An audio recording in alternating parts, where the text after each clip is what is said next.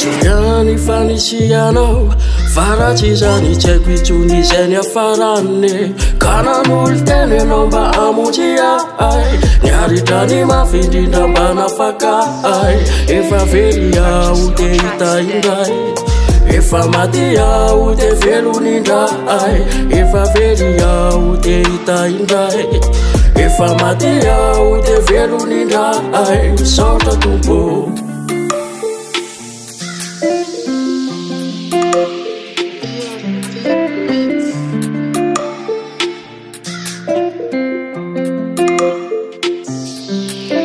Fitiavana lehibe tokony ho naseanao ay ka tsy ho voavarokory tompo malale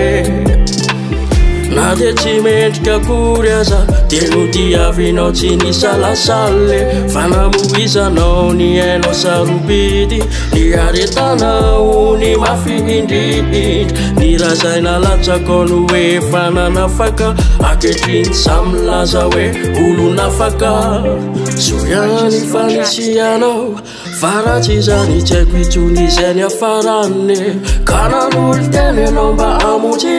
ahy niaritra ny mafy indrindra mba nafaka ahy efa very aho te hita indray efa maty aho te velon'indray efa very aho te hita indray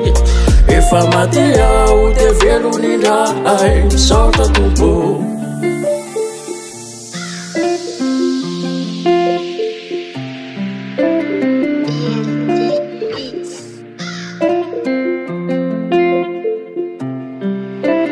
Zany rehetra zany tsy mba nilavaliny ny rana latsakao io tsy mba nilatambiny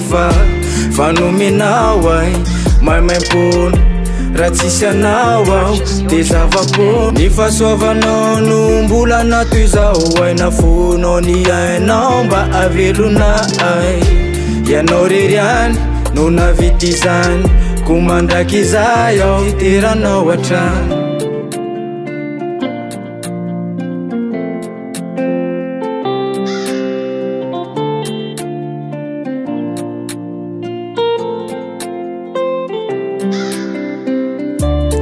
fa toy izao no nitiavan'Andriamanitra izao tontolo izao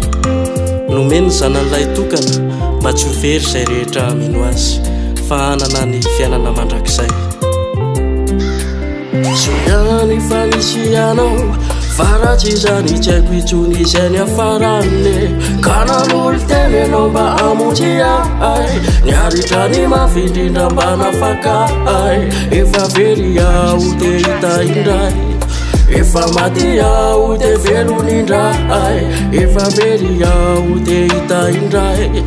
efa maty aho te velon'indray misaotra tompo